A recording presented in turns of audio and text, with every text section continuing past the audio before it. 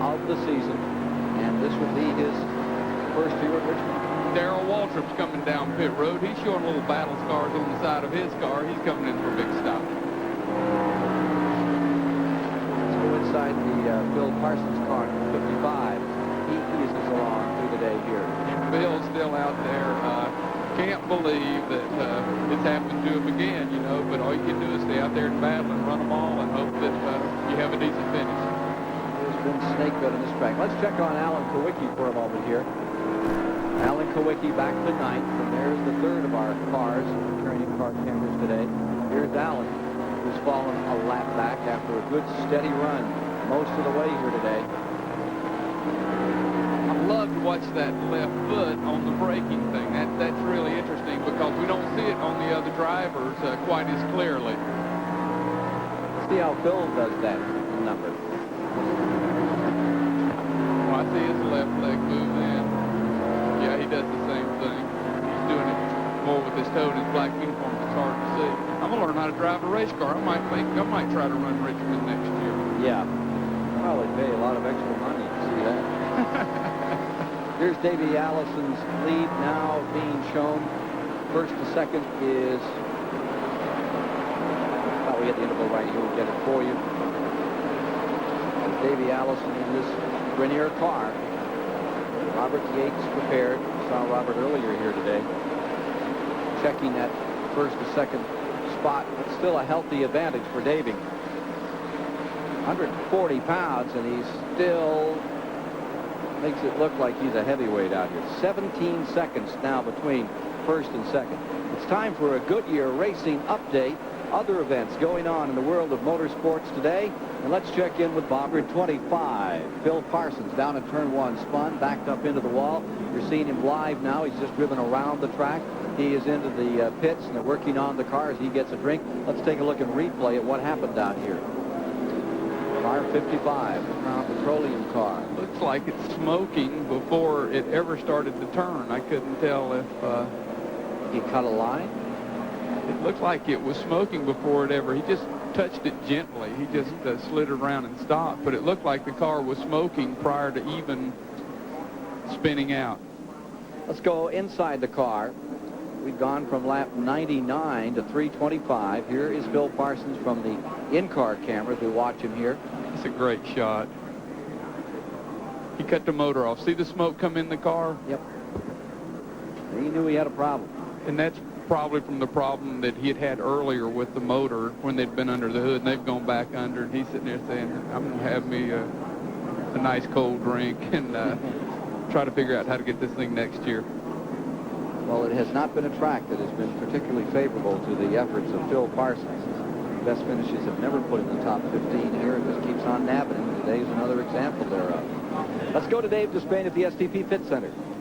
Timex Speed Track computer following Davey Allison in what looks like a runaway victory here today, although this yellow flag will bunch things up. Last time we checked on Davey, he ran a 24.14, 111.85 miles an hour. Came in, made the pit stop, went right back out, 24.27, 24.12, a difference of 0.02 of a second, a difference of 0.09 of a mile an hour. You call that consistency. Still not as fast, though, as Dale Earnhardt's quickest lap of the race. That was a 23.48 back very early in the running before the track conditions began to change. So, as it stands now, Earnhardt's crew is in the running for a set of these Timex Speed Track computers. And right in here, we're going to see the Earnhardt effort launched in third spot when they restart this race. We've got Davey Allison sitting on the point with Ricky Rudd, now the challenger, when we go back to the restart. Ken? And we're not going to see any fast laps anymore with this track as slicked up as it is, David, that's for sure. That Earnhardt mark will stand, I'm sure, for this race. What a surprise over there in Italy today. Well, not a surprise, the Italian Grand Prix, but Michele Alboreto finally stopped the McLaren train this year. You follow a lot of Formula One, don't you, John? Yeah. What was that guy's name? Michele Alboreto. Oh, yeah. Yeah, they have a great restaurant in Belmont, North Carolina, where I was originally from. It was called Alvareto's Pizza. Car number 28, Davey Allison, is staying in front. We're into this caution period. We went from lap 99 to 325 without a caution. And then the Phil Parsons incident in turn 1 has put the field back together. They're now showing 328 quickly as they get ready for a go. The second place car is Dale Earnhardt. The third place car will be Ricky Rudd. The fourth place car is Terry Labonte. The fifth place car is Mark Martin, and sixth will be Bill Elliott, and they are showing those 6 in the lead lap as we get back ready to go after this caution period. 1 lap, and they will be racing. 3:30 now being shown complete. 14 lead changes among 7 drivers. We've just gone through our 5th caution period of the day here at Richmond, Virginia, with 53,000 strong. Sold out new track. Kyle Petty's had a good run today. He's in 8th place, and Johnny Hayes is going to give you some real inside scoop on the #1 free agent in NASCAR racing. Everybody wants Kyle. I don't know if it's for his driving ability or because he's Richard's son or he's a great opening act for Hank Williams Jr. I am not sure about this, but it appears to me that he's probably going to end up in a 4th Rick Hendricks team, run 15 races next year, then go to 30 races. I'm not official on that, but don't be surprised if you don't see this young stud running for Rick. Who's going to drive the 21 next year? We don't know yet. That's still a big question. That's where these other free agencies are going to have to play. They have talked to Sterling Marlin. I do know that. All right, coming down for a start. And on the brake, Davey Allison. There's 2 cars directly in front of Davey Allison. They are on the tail end of the lead lap as you see them going into turn number 1. One is the 6 car, and the other's the 9. They are in the tail end of that lead lap. Bill Elliott and Mark Martin trying to stay away. And from Alan Kowicki's in-car camera, number 7, who is just 1 lap down. Watch what happens here.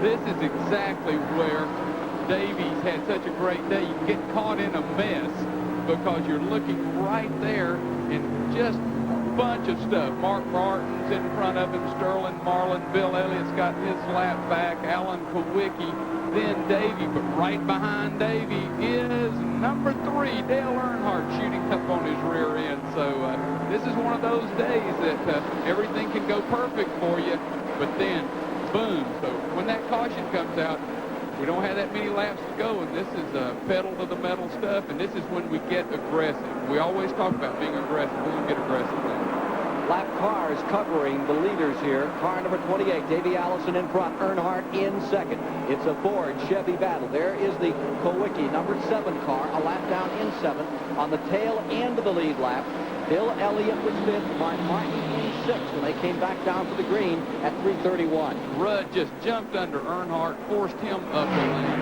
and Rudd is running good too. So this is a shootout, and I'm going to say that whoever got the best set of tires, but Davies just seems a little too strong for everybody still because they're not closing up on him.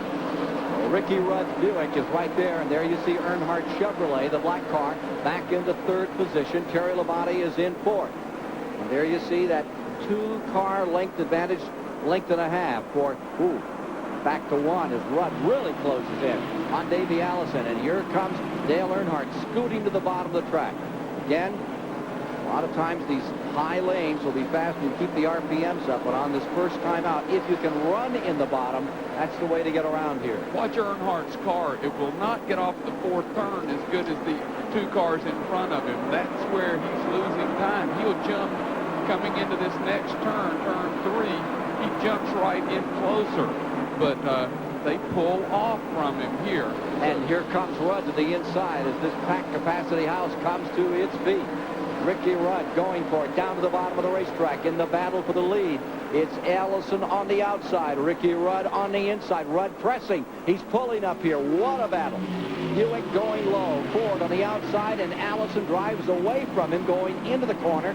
Coming out of 4, there's Davey Allison a little loose, and it is Ricky Rudd taking the lead. Well, he got caught in an awkward position. He had to give him room in that higher lane, and it's just a little looser up there. He's going to have to work back to Rudd if he can. But Davey's car is not quite as strong as it was because he wasn't closing on Kowicki like he was earlier. Kowicki is maintaining a little bit of advantage on him. And see, Earnhardt has now worked back up into the group. We're going to have a real good shootout here at the end. About 338 laps now complete. We look at the 3:30 rundown for you and a review of the field for you racing fans so you can keep track of all of your favorites.